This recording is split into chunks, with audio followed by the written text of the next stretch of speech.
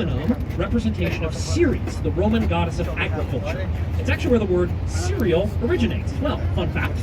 I'm full of fun facts. Well, I'm full of something. Now, ahead of us on the right, we'll be able to see this building with the tan trim, blue windows, and the big green cylinders up at the top. That is the 311 South Wacker building, 1990, Cone, Pedersen, and Fox. The building is actually intended to resemble a lighthouse. I know it doesn't look like much of one now, because it's still very much daytime. But after dark, that green column at the top of the building illuminates with over 1,800 high wattage fluorescent light bulbs, illuminating it like a bright white beacon in Chicago's skyline. And depending on when you actually visit Chicago, though, you may not actually see a white beacon at the top, however, because we can change its color for various special events throughout the year. Green for St. Patrick's Day, red, white, and blue for 4th of July, orange for Halloween, etc. By the way, we'll explain that in a sec. 110 stories. The whole title is tallest in the world from 1974 until 1998. At that point, it was surpassed by the Petronas Towers in Malaysia, primarily on a technicality as well. So when you're measuring the height of a skyscraper, functional broadcast antennas, like what's on top of the Sears Tower, are not included in the height measurement. Because they serve a purpose, they're considered something on top of the building, not part of the structure, so they get excluded from the measurement. This is opposed to a decorative spire, which because it serves no other purpose, is considered part of the structure and is included in the height. So when they built the Petronas Towers, their highest floor didn't come anywhere near the height of the top floor of the Sears. Their spires didn't come anywhere near the height of the antennas, but their spires counted, our antennas did not, and their spires came just a smidge higher than the highest floor of the building, costing us tallest building in the world status, and no, we're not still bitter about it. So that way, what's left upright at all times. And believe it or not, it still works. We check it once a year, and it is still just as functional as it was back when it was opened in 1908. So it's a little run down, a little beaten up, definitely has a big bulge, heavy weight on one side of it, but it's still mostly functional, much like myself. Now, ahead of us on the left, we'll be able to see these angled rooftops just before the Kinsey Street Bridge. These are the River Cottages, 1988, done by architect Harry Weiss. These are very nautically themed, circular windows emulating portholes, the triangular upper portions are emulating pillowy sails, there's a dock along the waterfront, so its design is very impacted by the fact that it's right on the river here in Chicago. These are also some of the first residential structures that were built along the shore of the Chicago River. But you know, the 1980s sounds like a really late time to do that for a city that was founded back in the 1830s. But we kind of delayed building residences along the river because of the condition of the river itself. So like I said, this is our next low bridge. Thank you. But the fact that there's a grate on this bridge is also part of the reason why this is actually one of the most infamous bridges in the city of Chicago. Any Dave Matthews fans on the boat?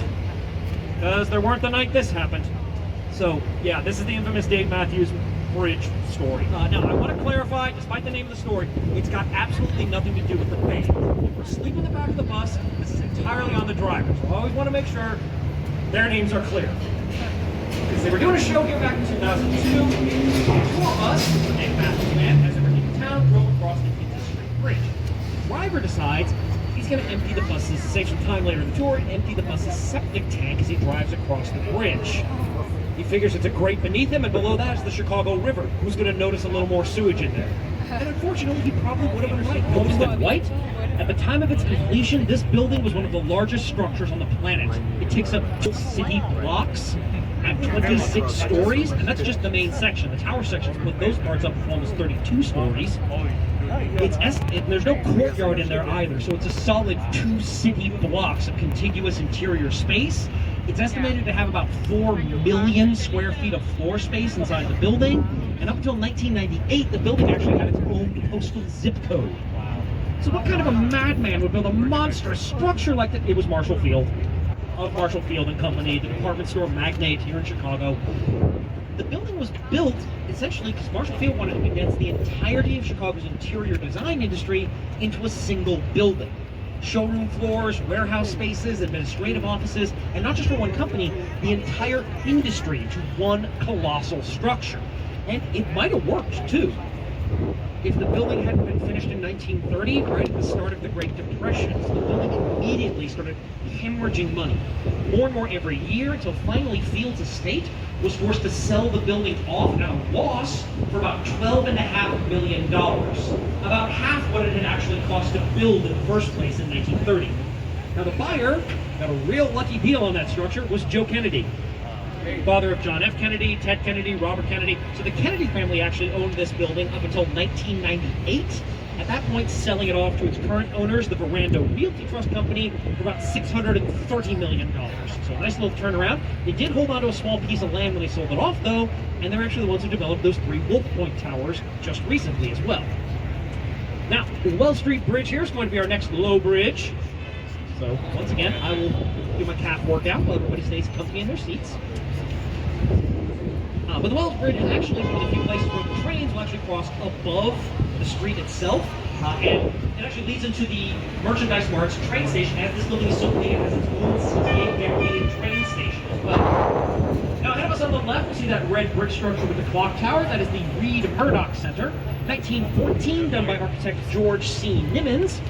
The building is an office building, and actually see a couple of companies that have offices in there by the names of the Clock Tower. Whirlpool has some offices in there, as well as, I kid you not, Encyclopedia Britannica. Yes, they still make those. Yes, they have an office here. If you don't know what that is, ask your grandparents. But the Reed Murdoch's most notable element is that the building is asymmetrical. You'll see it as we pass under the bridge here, there are more window bays to the east of the Clock Tower, 6, than there are to the west, 5. That's not what the building looked like when it was finished in 1914. At that point, it was symmetrical with 6 on each side. But in 1927, the city of Chicago wanted to widen LaSalle Street, which we just passed under. But unfortunately, there was a building in the way of that expansion north of the river. So rather than tear down the entire structure, simply to add a lane to a road, they just knocked off the last window bay section, rebuilt the facade to look just like the part that they had just knocked off, and kind of hoped that nobody would notice. In all honesty, nobody does. River pirates are not nearly as intimidating as they used to be. That's it. Now, ahead on the left, we have these large round concrete structures. This is Marina City, 1968, done by architect Bertrand Goldberg. Marina City actually consists of 4 buildings, 2 identical towers, as well as 2 smaller structures to the north. And this is essentially intended as Bertrand Goldberg's alternative to the suburbs. Rather than sprawl out in every direction around an urban environment, the idea was to take everything a person could need in the city and pack it together and build vertically in one tightly packed space. So it's kind of a city within the city. It's intended to be.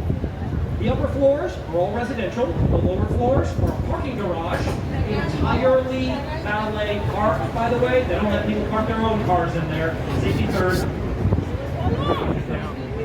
Behind it, the Hotel Chicago was originally intended as an office building, so people could actually work on site. That horse saddle-shaped structure with the gray panels and tan trim, that was originally a movie theater when the building first opened. It's now currently the Chicago House of Blues. Underneath it, there's shops, restaurants, grocery store, bank, marina at river level. There's even a bowling alley in there. There are some quirks to the structure, though. Because the towers are concrete, all the residences have concrete floors, walls, and ceilings, and all of them, because the towers are round, are wedge-shaped. So every residence in there is shaped around a pie slice. The biggest complaint I've heard from the tenants is it is nearly impossible to find a right-angled corner to put a desk or a nightstand in. Now on the right, that dark green building with the golden cap at the top, that's the old Carbide and Carbon building, 1929, done by the Burnham brothers, the sons of architect Daniel Burnham, we'll talk about later. The building is supposedly intended to resemble a champagne bottle, and was built in 1929. During Prohibition. There you go. So the building is considered a form of architectural protest, a phrase I don't get to use terribly often. It's not the only deniable reference to alcohol you'll find in Chicago from that time period. It's, however, one like the largest. We're not exactly diligent with the enforcement of Prohibition. Now, directly ahead of us, you'll see the white building with the clock tower. That's the Wrigley building. We're going to come back to this one. I promise we will talk about it later, but we'll get a better view of it coming back from the lake. I want to point out, because our next building is coming into view just to the right of the Wrigley building's clock tower, you'll start to see that darker gray stone, the big flying buttresses, and notice there's a church up at the top. That is the Tribune Tower. We saw the Tribune's old printing facility. Well, this is the Chicago Tribune's old main headquarters. Finished back in 1925, the building's the result of a contest from 1922. The newspaper wanted to build a new headquarters, they didn't want to just hire an architect, have him design a building, so they put an open submission design contest into the newspaper, offering a total of $100,000 in prizes for the best designs and a $50,000 bonus for the winning design. And keep in mind, that's in 1920s money as well, so these were massive prizes. And they received over 260 entries from 23 different countries because of the reach in paper and the value of the prizes. I'll tell you more about the winners in a sec as we pass underneath Michigan Avenue here, our next low bridge. So coming up the stairs, hold up a sec. But the winning design, which we saw a second ago, and we'll see again when we come under the bridge, was done by a pair of architects named Howells and Hood, based out of New York City, and it's a neo-Gothic design. So again, that's partially why it's so cathedral-like with the big flying buttresses, pointed elements towards the top. This was kind of a controversial choice as winner of the contest. Not because there's anything wrong with it, but because by the time it was built, neo-Gothic as a style was kind of on the way out. It had its heyday earlier in the 20th century, so by the time this building was selected in the 1920s, it was seen as kind of an architectural step backwards as compared to the more modern designs that had been submitted in large numbers during the contest. Here on the left, we see this building with the tan trim, black windows, and most notably the big peacock up the top. That is, not too surprisingly, the NBC tower. It's a bit younger than it seems, though. It was finished in 1989. Done by Skidmore, Owings & Merrill, it's in a style called postmodernism.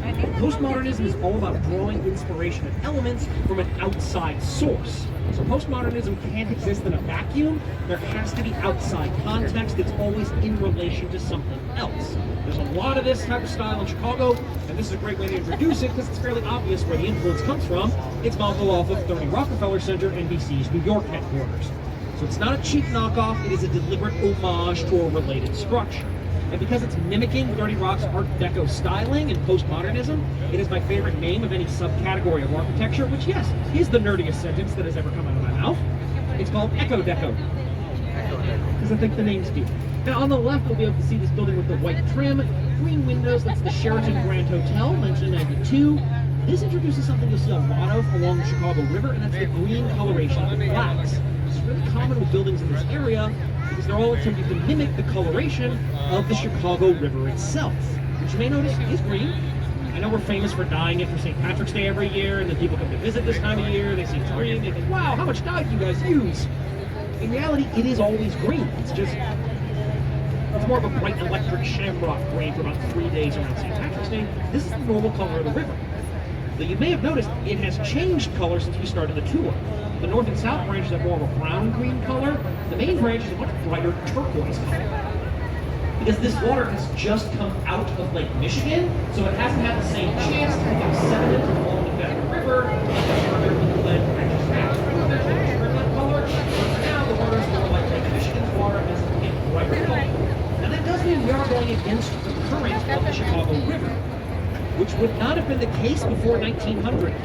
Prior to that point, and naturally, the Chicago River flows from the north and south branches into the main and into Lake Michigan. Well, why that bit change? Well, you remember the Chicago River? Wasn't exactly in the best shape during that time period. Factory runoff, hog parts, raw sewage, it was all in the river. The river dumped in the lake, and the lakes are drinking water. So all that filth was going straight into the drinking water. Cholera, typhoid, dysentery were rampant in the city. The only thing safe to drink was beer. That explains a lot about Chicago's history, but it was a public health epidemic and something.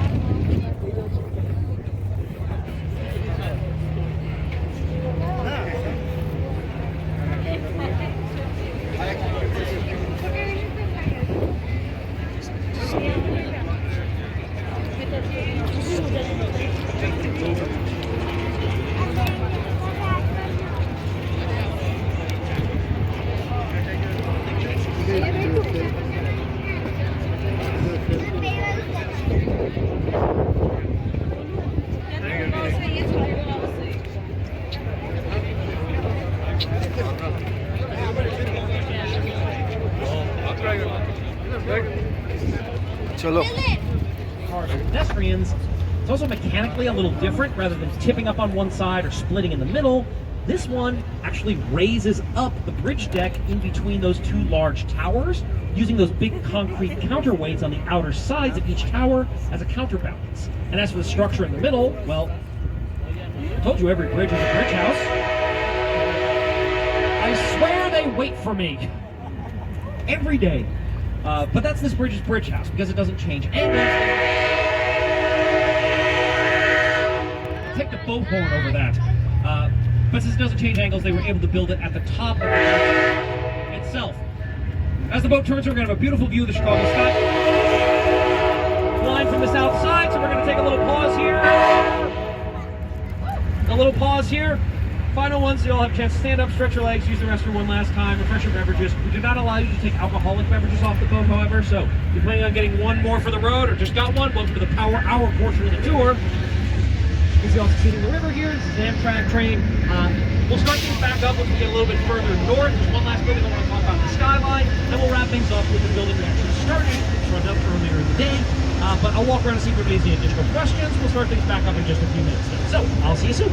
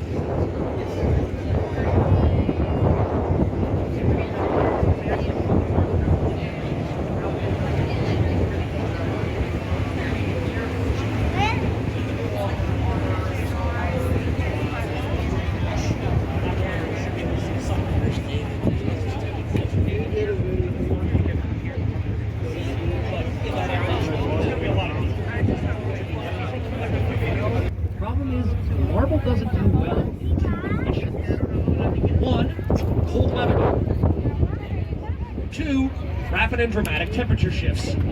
I have just described the entirety of the year in Chicago. Over the years, the marble would expand and contract with every temperature shift, eventually causing it to start to crack and flake and come loose from the building. So between 1990 and 1992, they were forced to remove all 48,000 slabs of Italian Carrara marble and replace it entirely with granite at a cost of roughly $80 million. The building's original price tag to build was only $160 million. That's why in Chicago we don't take our marble for granted. Obviously that's the worst. And that's historically bad. I can't even claim credit for that one. I think that one is grandfathered into the entire Chicago tourism industry. I think that joke may actually be older than I am at this point. So if you hear it again, it's not stolen, it's tradition. That groan, people have been doing that groan for 40 years now. But obviously, there's a lot of marble left over, so it was all actually recycled. A lot of it ended up in some other office buildings throughout the Midwest. I spoke to one couple who actually both worked inside the building at the time. Don't ask me how they did it, but they managed to secure a single slab of it that they now use as their dining room table at home. Captain Joe, the guy driving the boat right now, actually has a small chunk of it on his coffee table at home, but most of it's still there. And much like the building, you just can't see it. If you go into the building, however, you find it has an inordinate amount of marble hallways, lobbies, walkways, bathrooms, elevator waiting rooms, and it's all this breathtaking white marble because all the stuff that was on the outside, a large portion of it is now on the inside of the structure, where in all honesty, it probably should have been in the first place. But again, Chicago's a city known for a lot of architectural triumphs. It is really important to point out that we don't always get it right. Sometimes we have big mistakes like this, but that doesn't stop us from continuing to build bigger and more ambitious structures. So again, it's important to learn from your little boo-boos. Now our final structure coming up ahead of us here on the right, which is a better view of it when we pass under the bridge, but you should all know what it looked like because you spent half an hour staring at it before you even got on the boat. Ahead of us on the right, our final destination, River City, 1986, by, well, not too surprisingly, Bertrand Goldberg, the same guy who did Marina City earlier in the tour, the big Victoria towers. Again, he's a fairly distinctive architect, but this is kind of 20 years later in his career. It's kind of a mini Marina City. This was intended to have two 72-story residential towers associated with it, with sky bridges connecting them at various points between the towers. They couldn't secure enough funding for a structure that ambitious in the late 80s, so